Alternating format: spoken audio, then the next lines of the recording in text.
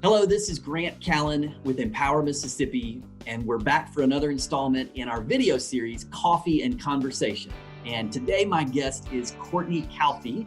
She is the Senior Director of Partner Services for Florida Virtual School. Courtney, welcome to the conversation. Thank you. I'm glad to be here. Well, most of our conversations have revolved around how Mississippi educators are transitioning with this pandemic to distance learning. And it's been a challenge for most Mississippi educators. But I have heard great things about how your organization and your state, Florida, have transitioned. So before we jump into that transition, tell me a little bit about the Florida Virtual School. So Florida Virtual School is a fully accredited statewide public school district. We've done this since 1997, so 22 years of educating students around our state, as well as students outside of Florida. We have more than 190 free courses for kindergarten through 12th grade, and we do so in a couple of different ways. We have our flex programs, which are students who take maybe a class or two with us on a part-time basis, but stay with their home district. We also have a full-time school where, similar to a typical 180 calendar day, but a fully virtual option for grades K through 12. And then in addition, as I mentioned, we help other schools and districts outside of Florida through our global division. So who is eligible for this program? Yeah, so that's a wonderful question. And we are set up as a choice school district in the state of Florida. And so any student, grades K through 12, can take courses with us, whether they're public, private, or homeschool students. We also serve a great number of students that are homeschool, homebound, student athletes, performers, working students. And so we really have this option available for all students in the state of Florida as part of our free public school district. So it's no cost to them, and it's funded how? Right. So if you're in the state of Florida, you're one of the lucky ones where it is funded by the state, just like any other public school district would be. FLVS is funded as part of the Florida Education Finance Program. But what's different about FLVS is that we're not funded on seat time like many schools in Mississippi may be. We intentionally chose to be funded based on a performance funding model, which means that basically we only get funding for a student if they are successful and complete a course with FLVS with a passing grade of D or higher. We did this 22 years ago. We chose this, and we actually asked our state legislature to do this so that we could really make sure that the student was at the center of every decision that we made, that we wanted to make sure that we weren't just replicating a classroom online, but that we were truly transforming education by creating a different model where kids would be successful and intentionally created that mastery-based environment here. That's incredible. Are there other states that are doing that, or have y'all kind of pioneered that performance model? Well, because of our history, we started this, so with 22 years, and I'm proud to say that as part of my work at FLVS, we work with states all over the United States as well as internationally, and help them decide what model will work best for them. So some have chosen to replicate a similar model where they're based on completion and they get funded that way, but others have chosen to do something different, which is better for their district. So. There are many examples around the U.S. We work with 74% of the statewide virtual programs, and many of them they choose our courses as well as come to us for advice. We help them set up their programs. I love your performance model, the way you're funded by your performance, and I think that's really unique. It also just seems to make it easier to sell, to say, you don't get paid unless students perform. It's almost like a charter school model. Who's against this? Like, who objects to this in Florida? I think some of the objections come in that, we do take students on every year that we've been in existence, and we don't get paid for them. And so, you do have to be cautious of that, because at the end of the day, you have to keep the lights on, And so, but I do think that because we chose that model, it's made us better. We have to figure out how to meet kids where they are and how to get them to learn and grow. And so as a result, what we do with our curriculum every year is we look at how can we improve, where are the sticking points for that students are getting stuck, and let's create a better video, or let's create an interactive, get to where the students are. And so I think it is the beauty and part of our success, but I think that the detractors are people who think that this model might be something that they worry about kids' social interactions. But I think that COVID kind of shows that this may be a need for some, whether it's a pandemic or whether it's a desire. It is a good learning opportunity, and it's a good choice option. And it can be done really well, and it can be done sort of as an emergency situation, like we've seen, a lot of people thrown into. So I think that there's a way in which it can be done great, but it starts with support. Do students take the same state test that they would at a brick and mortar public school? So the students in our Florida full-time school do. They take the same statewide test that you would expect, and of course exams, things like that. But students who take it outside of Florida, they follow whatever's best for their district. We also have great AP results. Our kids do better than their counterparts in the brick and mortar schools, not only in our AP courses, but also with our end of course exams. We surpass that, and I do believe that it's because we have talented educators who work very hard with the students, and we do have that mastery model. So the student doesn't understand the concept or hasn't progressed, we don't just pass them along. They go back, give them an opportunity to make sure that they have the learning before they progress through the course. That flexibility of the model really does ensure the mastery of the content. Who teaches these kids in this program? Yeah, so the beauty of a virtual school is that you can attract educators from all over the state. And so we do have Florida educators who live up here in the panhandle of Florida where I live, and then all the way down to the Keys and anywhere in between. So we do recruit from all over the state. All of our teachers are highly certified and teach in the subject in which they're trained. And we keep our teachers happy. They stay with us a long time. This is my 14th year that I'm going on. So it's a really great model to attract high quality talent throughout the state. If I'm a student in Florida and I'm enrolled in your program, what does that look like on a daily basis? So I think it looks different depending on which model your student has chosen. So our full-time school, that serves is more of a traditional type of model where you have a homeroom teacher, you take 6 courses throughout the course of your day. The student has the opportunity to interact with their peers in a Zoom or a webinar type setting like we have here, as well as activities. We have several different clubs and things that are sort of extracurricular for the students.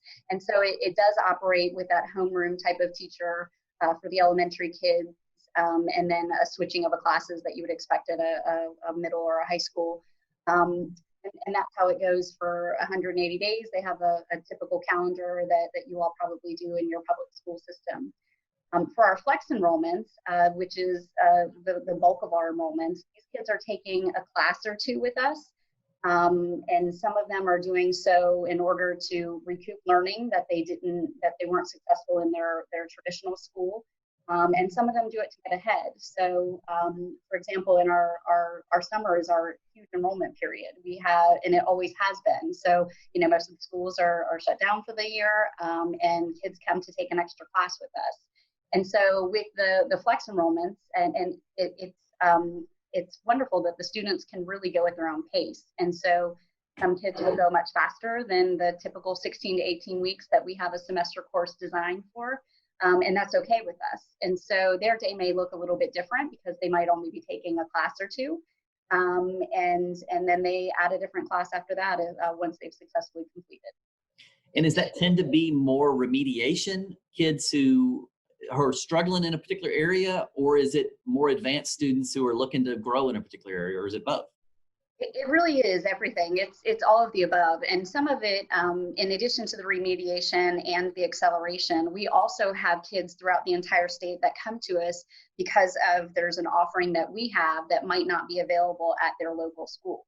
So, for example, we have a great Latin curriculum and a great Chinese curriculum that, in some of our smaller districts in Florida, they don't have the ability to hire a full-time Latin teacher or a full-time Chinese teacher, or even at some of the upper levels of AP Calculus BC, but we have the ability to have that on staff. So it really does become a matter of a place for kids to go for lots of different reasons.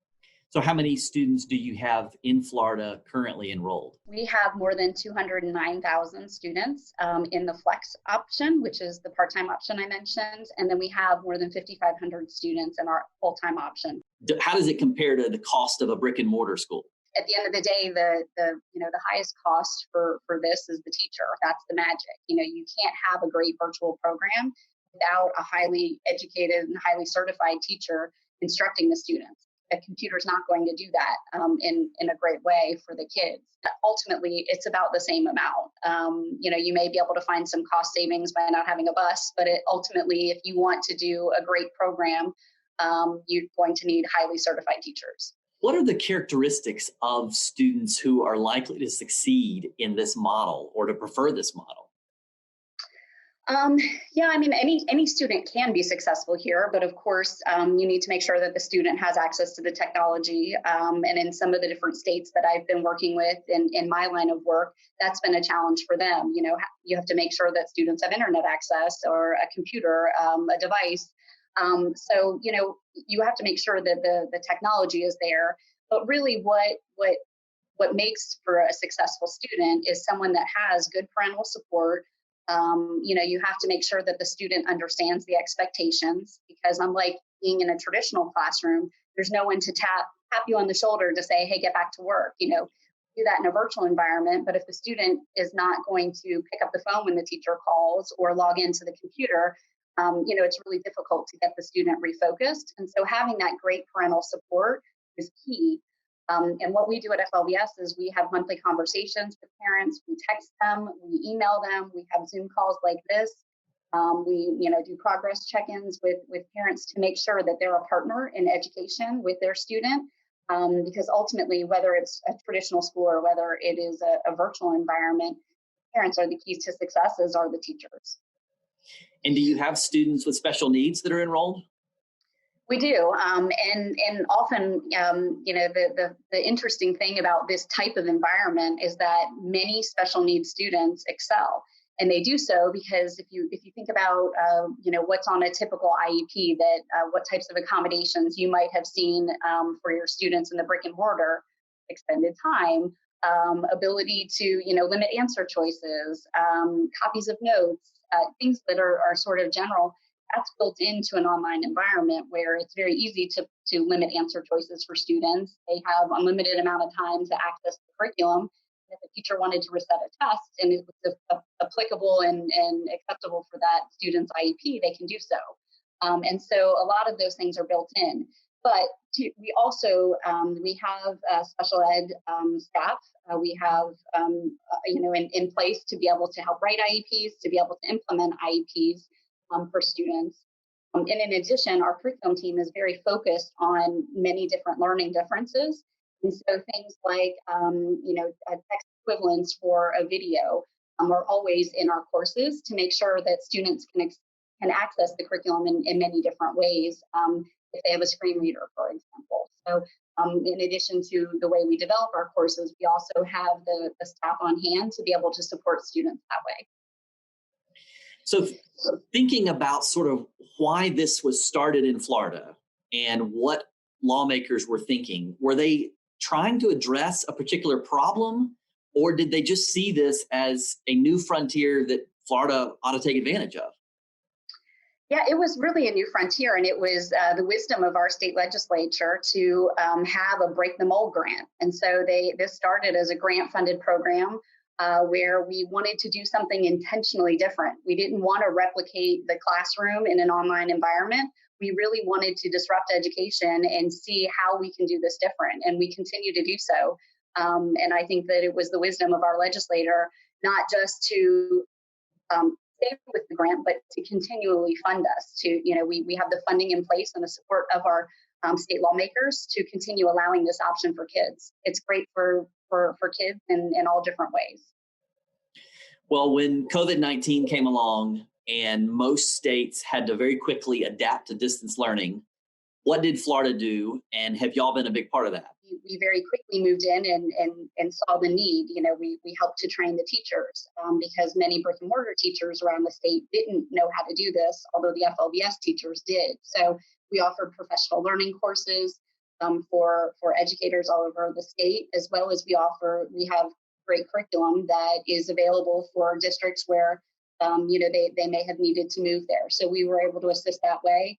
In Florida, as well as around the US, we were able to use our lessons learned and be able to license our curriculum to other districts, as well as provide some teaching support for some places that needed a teacher as well to help with this, to help transition and help kids stay educated during this crisis.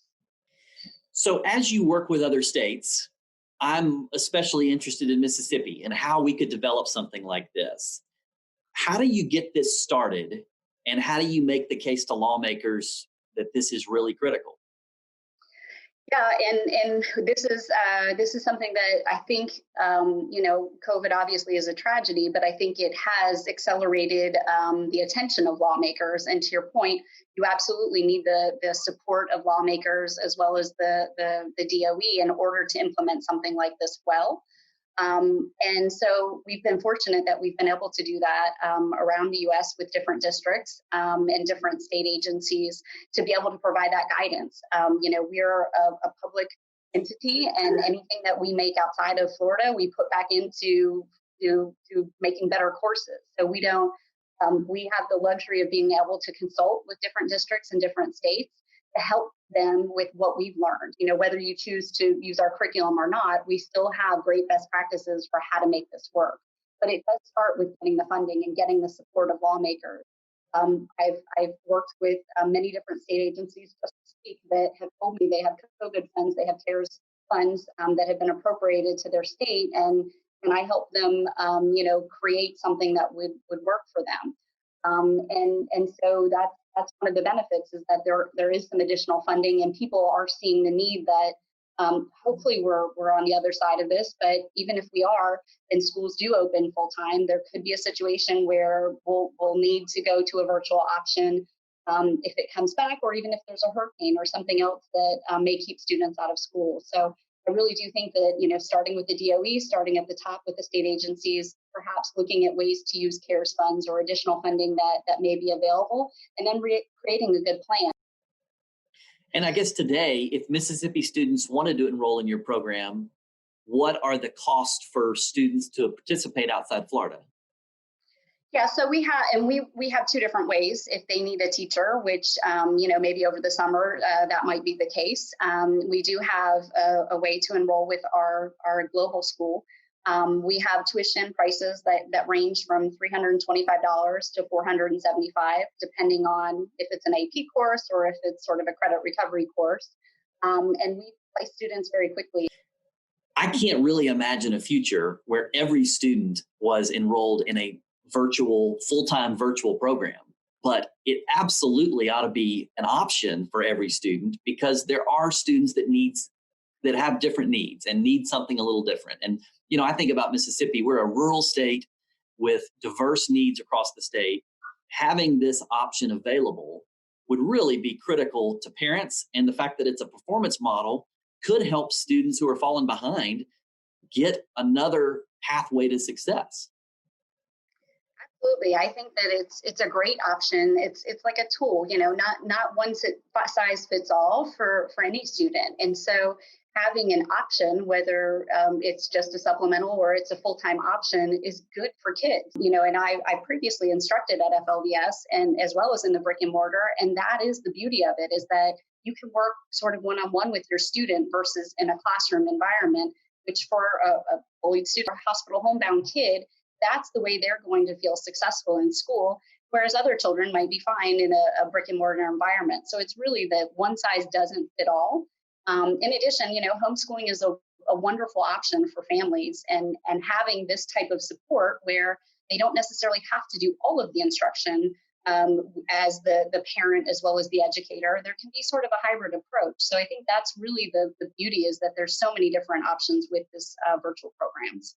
is there an admissions process and y'all choose which students can participate, or is any student in the state have this as an option?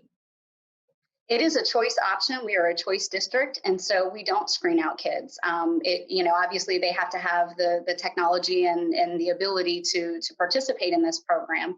But no, we encourage any type of student who wants to take our courses in this type of environment. And I think that it's great to keep it open. We don't screen out for our AP kids. If you tell me that you're an AP student, you've never done it before, but you want to try, there's no application, there's no admissions. It's good for kids to have that experience, whether they pass the test or not. So, well, thank you, Courtney. This has been a great conversation. I'm really inspired by what y'all are doing in Florida. I would love to get you engaged in Mississippi. And anyway, thanks for the conversation. I learned a lot. Thank you. I appreciate the opportunity.